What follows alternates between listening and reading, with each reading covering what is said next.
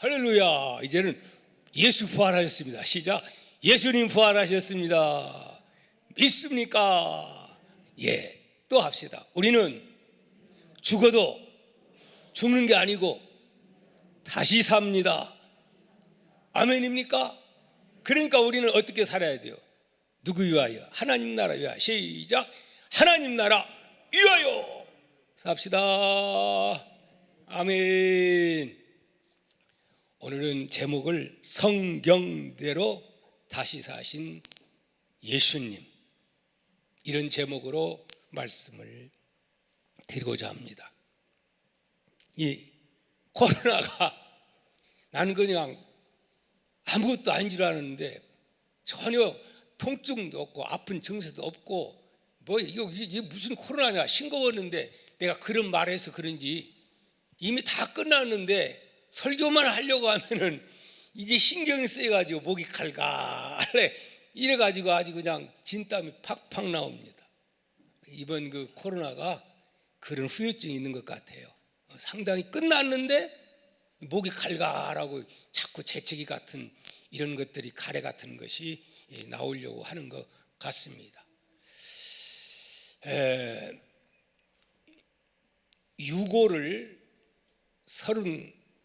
35해 동안 통치를 했던 티토라고 하는 그런 포악한 사람이 있습니다. 그 사람이 1980년 세상을 떠나게 됩니다. 그런데 그의 무덤을 만들어 놓고 무덤 관리에 1년에 10억 원을 사용하고 지금도 있다고 합니다. 관리는 전기, 수도, 난방, 그리고 꽃장식, 여기에 드는 1년의 비용이 10억이라고 합니다. 그러나 여러분, 예수님의 무덤은 무슨 무덤입니까? 빈 무덤인 줄 믿습니다. 아멘입니까? 모태통, 레닌, 김일성, 김정일 이런 사람은 시신을 미라로 만들어 그대로 보관하고 있습니다.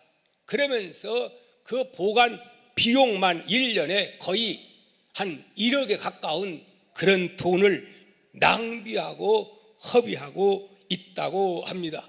그러나 우리 예수님의 시신은 있어요? 없어요? 없습니다. 왜요? 있을 필요가 없는 거지요. 예수님 사망 권세 깨뜨리시고 부활하신 줄 믿습니다. 아멘. 여러분, 그리스도인이란 어떤 사람을 가리켜서 그리스도인이라 성도라 그렇게 말하는 것일까요? 바로 그리스도인은 십자가와 부활을 믿는 자들입니다. 이를 믿지 않는 자는 교인은 될 수 있으나 그리스도인 성도는 아직은 아니라는 사실도 우리는 알아야 됩니다. 사실 예수님이 죽었다가 다시 살아났다. 근데 지금도 살아계신다. 이건 믿기가 쉬워요? 어려워요? 진짜 이건 인간의 논리나 과학이나 이런 것 가지고는 믿어지기가 매우 어려운 것입니다. 그렇기 때문에 바로 부활을 믿고 십자가를 믿는 것은 무엇이냐? 성령의 강력한 역사요 믿음의 비밀인 줄 믿습니다. 여러분, 오늘 성경은 예수님이 부활했음을 분명하고 확실하게 우리에게 그 증거를 주고 있습니다. 우리는 무엇을 통해서 살아가야 되느냐? 하나님 말씀 성경을 통해서 우리는 믿고 살아갑니다. 우리 본문 읽어드린 3절 4절 말씀 우리 함께 읽어보도록 합니다. 시작. 내가 받는 것을 먼저 너희에게 전하였노니 이는 누구 멋대로? 성경대로 그리스도께서 우리 죄를 위하여 죽으시고 장사 지낸 바 되셨다가 어떻게? 성경대로 사흘 만에 다시 살아나사 이렇게 말씀을 합니다. 예수 그리스도의 탄생과 죽음과 그 부활은 구약 성경의 기록과 아주 일치하고 있습니다. 선지자들이 미리 예언한 이 모든 예언의 성취라 이 말씀입니다. 성도 여러분, 부활은 어느 날 우연히 일어난 갑작스러운 사건일까요? 그게 아닙니다. 하나님께서 수많은 예언자들을 통해서 수천 년 동안 말씀해 오시던 사실이 때가 차서 마침내 성취된 것입니다. 우연이 아니라 하나님이 미리 설계하고 계획하심에 따라 모든 것들이 척척척 구속사역이 완수해져 가고 있다고 하는 말씀입니다.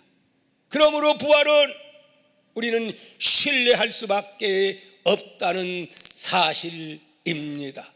할렐루야. 사도행전 24장 15절 말씀 보면 이런 말씀이 기록되어 있습니다. 그들이 기다리는 바 하나님께 향한 소망을 같이 읽습니다. 나도 가졌으니 곧 의인과 악인의 부활이 있으리라 함이니이다.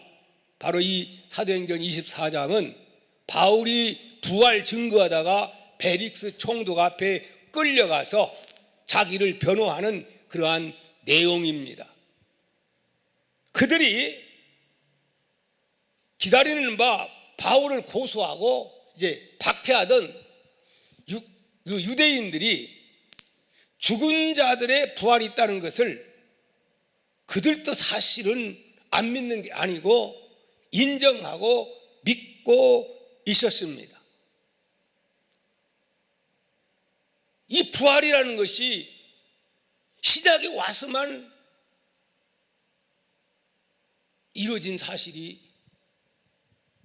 만들어낸 이야기가 아니라고 하는 말입니다. 기독교 사상이나 신학으로 후대에 정립된 교리가 아니라는 말씀입니다. 구약 성경을 통해서 이미 확증된 진리가 부활 교리입니다.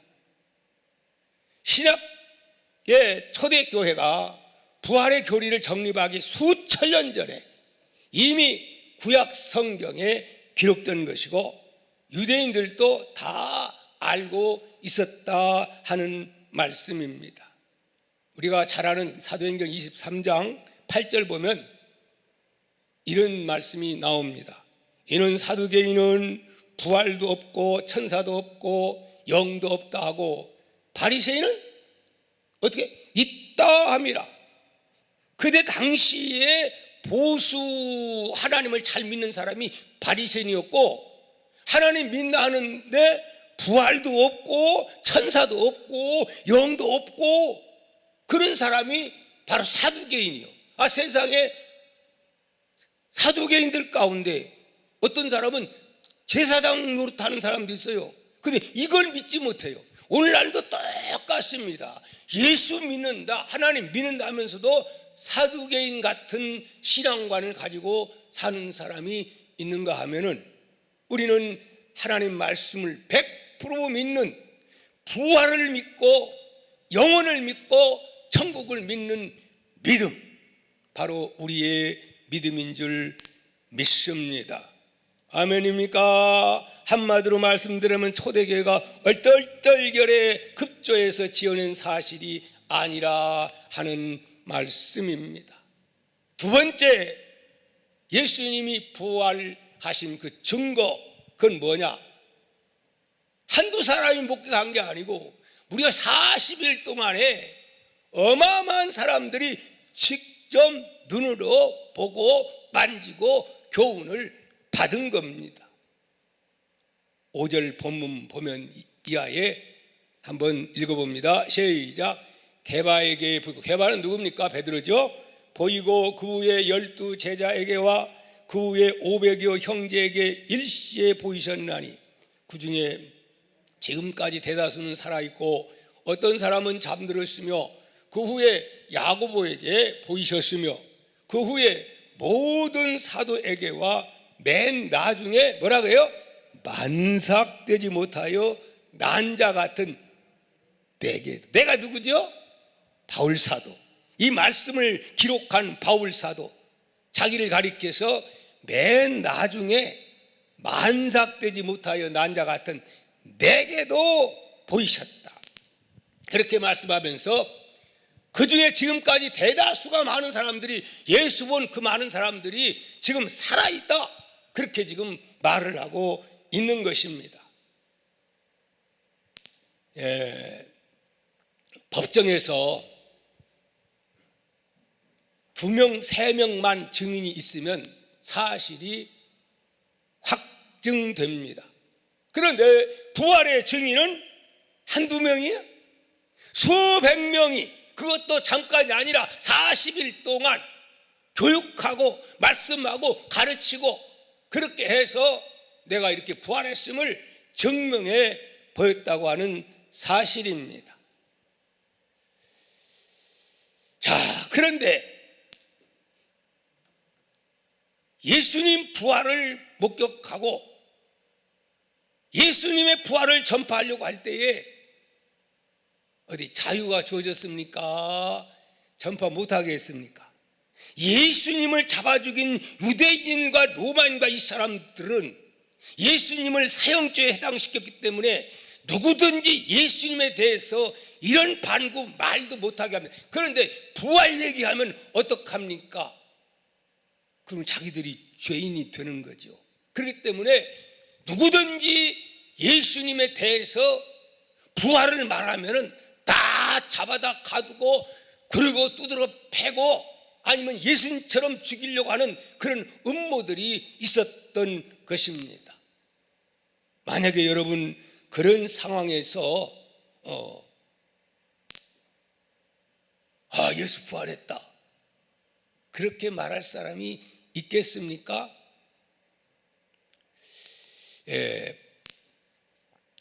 부활의 목격자들은 자신들의 증언으로 어떤 이익을 취하지 않았습니다.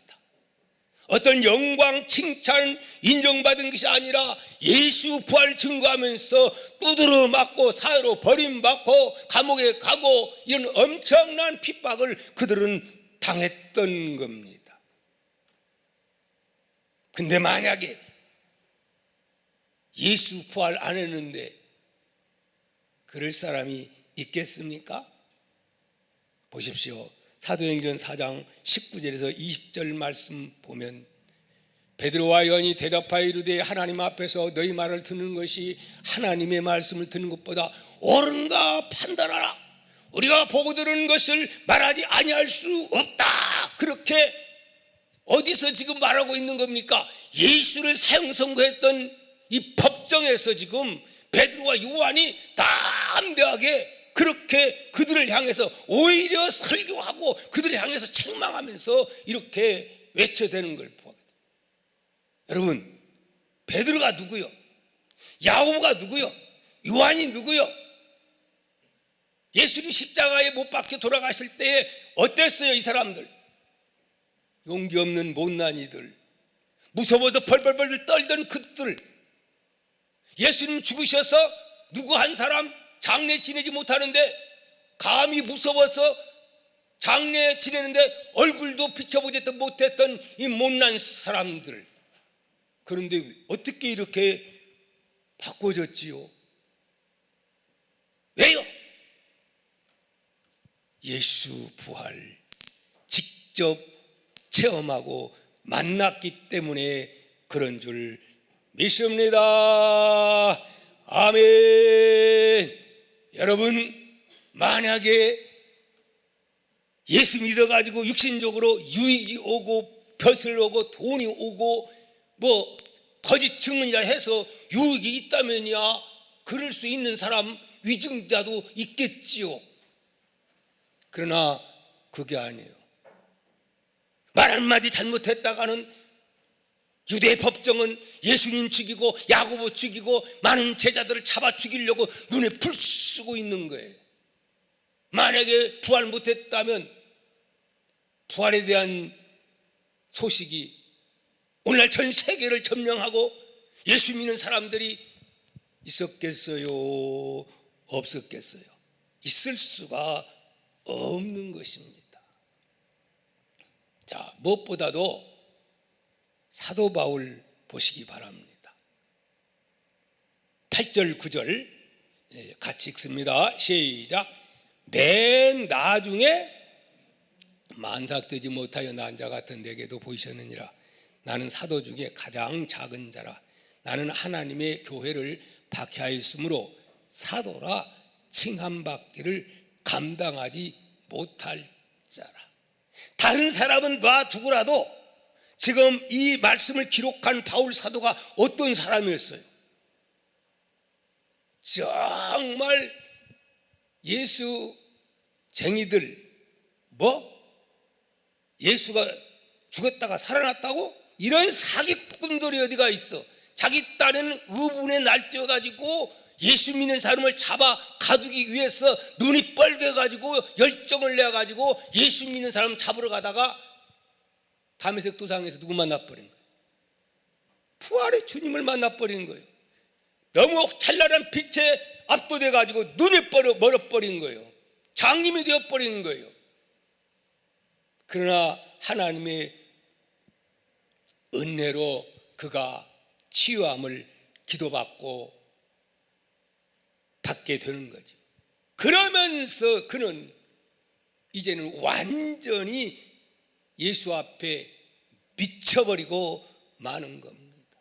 예수님의 부활 앞에 무릎 꿇고 부활이 없다, 사기치지 말아라 이랬던 바울 사도가 부활의 증인이 되어서 사람들에게 미쳤다고 하는 소리 들으면서 예수 부활 증거자 증인이 된 줄 믿습니다.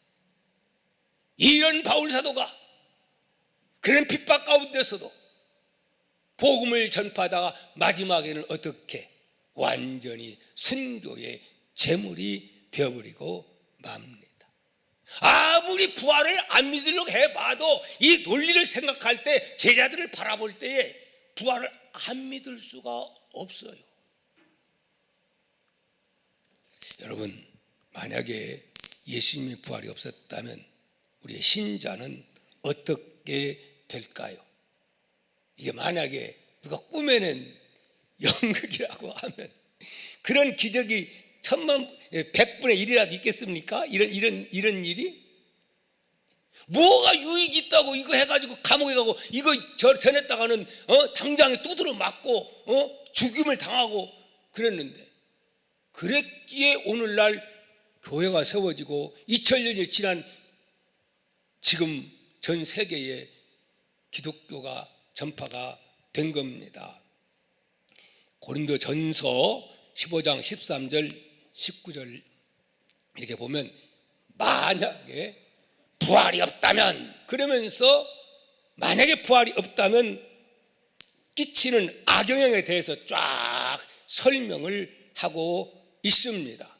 무려 6번이나 이렇게 하는데 사실 6가지를 다 준비를 했지만 간단하게 말씀을 한 가지만 전하려고 합니다. 자, 12절 보면 이렇게 말씀을 합니다. 그리스도께서 죽은 자 가운데서 다시 살아나셨다 전파되었거늘 너희 중에 어떤 사람들은, 고린도 교회입니다, 어찌하여 죽은 자 가운데서 부활이 없다 하느냐. 예수 믿는다면서 고린도 교회의 사람들 가운데는 부활이 있을 수가 있어, 어떻게 부활이 있어, 그러면서 교회 나오면서도 그렇게 말하는 사람이 있었다 이 말이에요. 13절 만일 죽은 자의 부활이 없으면 그리스도도 다시 살아나지 못하셨느니라. 구약 성경에 부활을 미리 말씀하셨고, 또 예수님은 살아계실 때도 특별히 요한복음 11장 우리 학가단 말씀이죠. 25에서 26절에 마리아와 마르다 가정에 가서 나사로가 죽었을 때 가서 주님이 말씀하신 내용입니다.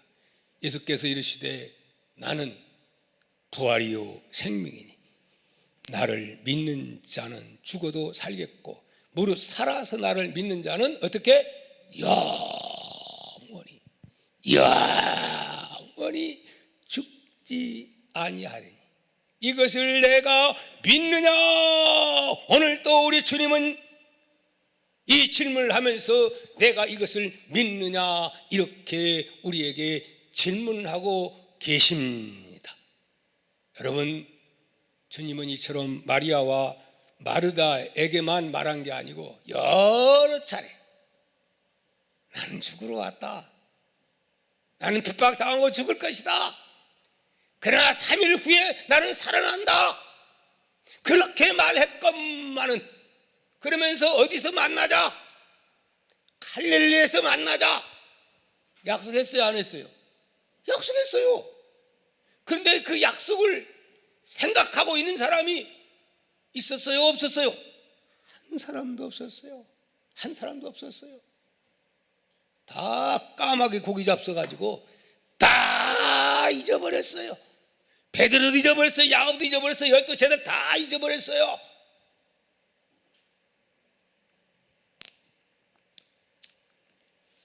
여러분, 우리들도 마찬가지입니다. 내가 예수 믿는 목적이 무엇이냐? 그건 이 땅에서 잘 먹고 잘 살고 부귀 영화를 누리기 위한 게 아니고 그것이 뭐가 목적이에요? 진짜 오신 이유는 우리 죄 문제 해결하고 영원한 생명 다시 사는 부활의 축복, 이게 예수 믿는 포인트입니다, 여러분. 아멘입니까? 이거 없다면은 예수 믿을 필요가 없어요. 이건 못 믿으면 구태여 이렇게 좋은 날 교회 와가지고 이렇게 예배하고 이럴 필요가 없는 거예요. 잘 먹고 잘 살고 등 따시고 배부르고 그걸 목적으로 하면, 아멘입니까? 그까지 그 때문에 예수 믿을 필요는 없는 거예요. 예수 안 믿어도 잘 먹고 잘 사람들이 얼마나 많습니까? 그게 아닙니다. 여러분,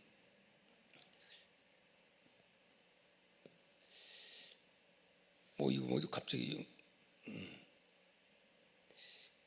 제가 이 태블릿 PC를 잘 사용을 못해서 헷갈릴 때가 참 많습니다.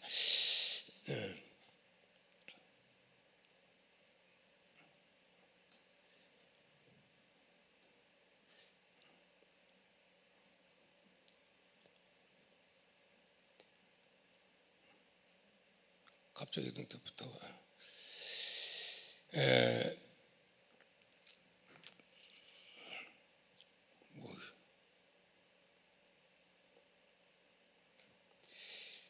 지금 만약에 예수님이 부활 못했다면 한마디로 말하면 예수님은 공자, 맹자, 석가, 소크라테스 그런 수준에도 못 들어가는 거예요. 복음을 전파하는 저는 사기꾼이에요. 만약에 예수님 부활 안 했는데 부활했다 그렇게 말한다면은 예수님이 그 전에 3년 6개월 동안 복음 전파한 얻은 것은 세상 말로 뭐죠? 말짱 도루묵이 되는 거예요. 십자가의 죽음도 힘없어 죽는 그런 죽음에 불과하게 되는 겁니다. 그래요? 안 그래요? 때문에 오늘날 복음을 전파하는 주의 종들도 알고 보면 이건 유언비어 선포자가 이런 되고 말 겁니다. 사이비 집단이 바로 기독교가 되고 말 겁니다. 그러나 예수 그리스도 부활하셨습니다. 아멘. 여러분, 예수님 부활이 사실이라는 것을 우리 신자에게 어떤 유익을 주는 것일까요? 만약에 부활이 사실이라면 철학, 과학, 교육, 종교 이런 모든 분야에 일대 대혁명이 일어나야 되는 것입니다. 왜 그렇죠? 인생의 죽음의 문제, 이 문제를 바로 예수님이 해결해 주셨기 때문에 그런 것입니다. 이 부활이 단지 기독교 안에서만 통용되는 어떤 신비적 이게 아닙니다. 진시황이 불사역을 구하려고 그렇게 했지만 못 구한 것 바로 예수님께서 완성을 시켜주었기 때문에 이건 믿으면 세상이 발칵 뒤집어지는 것이고 내 심령에 지진이 일어날 수밖에 없는 사건입니다. 그래서 이걸 깨달은 자들은 지진이 일어나는 거예요. 바울의 심령 속에 지진이 일어나는 거예요. 변화가 일어나는 거예요. 좌절, 낙심, 삶에 의미 없던 사람들이 새로운 소망이 불타게 된 줄 믿습니다. 아멘. 우리 참 부활에 대한 믿음의 확신이 오게 될 때 우리는 각자 인생에 대한 첫째 가치관이 분명코 바꿔지게 될 것입니다. 두 번째, 이 세상에서 어떻게 하든지 잘 되려고 너무 애타게 그렇게 죄짓고 욕심 부리고 발부둥 치는 그런 삶을 살지 않습니다. 대신에 어떻게 영생과 천국에서 영원히 잘 되는 길을 찾게 될 것입니다. 그래서 십자가의 길을 택하지 아니할 수 없다 하는 말씀입니다. 당연한 얘기지만은 여러분, 부활을 잘 이해하셔야만 됩니다. 부활은 천국에서 의로운 자로, 용서받은 자로 새롭게 다시 태어나는 겁니다. 불구자가 불구자로 태어납니까? 옛날에 죄인이 죄인으로 태어납니까? 그게 아닌 거예요. 완전히 새로운, 지금처럼 아담의 원죄 물려받는 죄성으로 태어나는 게 아닙니다. 우리가 그저 지금 같은 죄악된 몸으로 영원히 사는 것 아닙니다. 죄에서 용서받고 죄에서 해방된 예수 그리스도의 형상을 담는 존재로 다시 살아 어떻게? 영원히 살게 되는 줄 믿습니다. 그렇게 오늘 예수 믿는 사람들의 바람은 땅의 소망이 아닙니다. 영원한 하늘의 것이라고 성경은 우리에게 말씀합니다. 우리 19절 한번 읽어봅니다. 시작. 만일 그리스도 안에서 우리의 바라는 것이 다만 이생뿐이면 모든 사람 가운데 우리가 더욱 불쌍한 자이리라. 이생뿐이면 그게 무슨 말이죠? 이 땅에서 부자로 살고 뭐 억망장자가 되어 살고 이것뿐이라면 예수 믿는 사람이 가장 불쌍한 자라는 거예요. 그렇지 않다는 거예요. 우리가 진짜 받은 복은 저 천국에서 영원한 상급의 복을 받고 이런 삶이 바로 예수 믿는 자의 복이라고 주님은 말씀을 하고 있는 것입니다. 그래서 지금 우리는 그런 걸 너무 풍요로우니까 그런 걸 잘 몰라요. 예수 믿어 핍박도 없고 그러니까 별 몰라요. 그러나 그 당대의 초대교회는 진짜 예수 믿기 어려웠습니다. 세례 받으면 죽음을 각오 안 하면 세례 못 받는 거예요. 그래서 히브리서 11장 35절 말씀 보면 그때 신앙 초대교회 성도들 보편적인 세례받은 자들의 신앙관을 이렇게 말합니다. 같이 11장 35절 이하에 봅니다. 여자들은 자기의 죽은 자들을 부활로 받아들이기도 하며 또 어떤 이들은 더 좋은 부활을 얻고자 하여 심한 고문을 받되 구차히 풀려나기를 원하지 아니하였으며 또 어떤 이들은 조롱과 채찍뿐 아니라 결박과 옥에가 지는 시련도 받았으며 이런 사람은 세상이 어떻게 감당치 못하느니라. 그들이 광야와 산과 동굴과 토굴에 유리하니 왜 나오면 잡아 죽이고 그러니까 로마 그 네로 때는 얼마나 핍박이 많았어요. 토굴 속에서 숨어서 10년, 20년, 30년 그렇게 사는 거예요. 근데 우리는 지금 핍박이 없으니까 그 부활에 예수 믿는 보람을 별로 못 느끼는 거예요. 예. 11서 11장의 믿음의 조상들은 이처럼 세상에서 환난을 당하지만 그들은 환난을 전혀 두려워하지 않았습니다. 오히려 환난 가운데 그 얼굴에는 기쁨과 숨은 미소가 그들에게 있었던 것입니다. 우리 주님도 역시 마찬가지입니다. 십자가에 달리실 때 예수님 얼굴을 보시면 인자하고 미소 띤 그 모습, 왜 그렇습니까? 죽음으로 끝나는 게 아니고 다시 우리 인생들에게 소망의 부활의 영광이 주어지기 때문에 그런 줄 믿습니다. 아멘. 자, 그래서 우리 고린도전서 15장 41절 44절을 이제 이 땅 위에서 왜 우리가 암묵해서 살아서는 안 되는가를 말씀을 합니다. 41절 시작.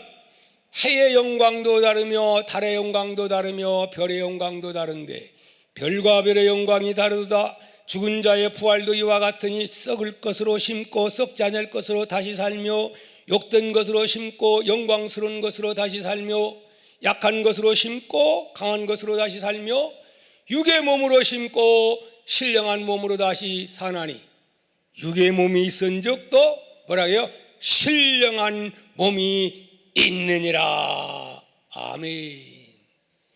다시 부활한다고 해서 똑같지를 않아요. 심판받아 지옥에 간다고 해도 똑같지를 않아요. 여기 보니까 영광이 다 다르다는 것을 분명하게 성경은 말씀해주고 있는 것입니다. 여러분, 이제 마지막 결론적으로 말씀을 드립니다.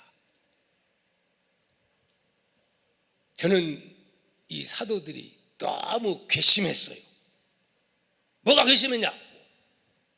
아니 그렇게 당신을 위해서 죽겠다고 큰소리 뻥뻥 쳤던 제자들이 막상 예수님 십자가에 죽으시고 장례 지낼 사람이 아무도 없는데 세상에 누구 하나 나와서 예수님 그 장례 지낼 사람이 아무도 없는 거예요. 누가 장례를 지내요? 아리마대 사람 예수님이 제자인지도 몰랐는데 요셉이 와서 당돌하게 가가지고 예수님의 시체를 달라 해가지고 그 부자가 공회의원이 이게 진짜입니다. 그는 하나님 나라를 기다리는 자, 부활을 믿는 자라고 성경은 말씀하고 있었던 거예요. 제자들은 안 믿었는데 그래서 생명을 내놓고 여러분 공회의원 그랬다가는 그 잘립니다. 죽을지도 모릅니다. 다 빼앗길지도 모릅니다. 왜? 공회에서 죽이기로 한 거 아닙니까? 이 사람은 공회에서 항상 반대했던 분입니다. 그랬는데 그런 제자들이, 그런 못난이들이 어쩌면 그렇게 달라졌습니까? 변화됐습니까? 용기 백배합니까? 생명 내놓습니까? 왜요? 무엇이? 예수 부활, 내 부활로 믿었기 때문에, 예수 부활하신 그분을 만났기 때문에, 체험했기 때문에, 죽어도 나는 산다고 하는 믿음을 가졌기 때문에 그렇게 바꿔진 줄 믿습니다. 아멘. 여러분, 우리도 마찬가지입니다. 내가 예수 십자가에서 예수 부활하신 것을 믿는다면 우리 또한 마찬가지가 될 줄 압니다. 아닙니까? 지금은 비록 믿음이 약하여 예수님의 제자들처럼 세상이 두렵고 죽음이 두려워 벌벌 떨고 있다 할지라도 제자들처럼 때가 되면 예수님의 부활을 믿고 체험하게 될 줄 믿습니다. 모든 것이 때가 있습니다. 우리 또한 제자들처럼 전도자가 되어 부활의 증인된 삶을 살아가는 이런 찬양의 주인공들이 다 될 줄 믿고 우리 결단하면서 귀한 찬양 일어나서 찬송가 165장을 부르도록 하겠습니다.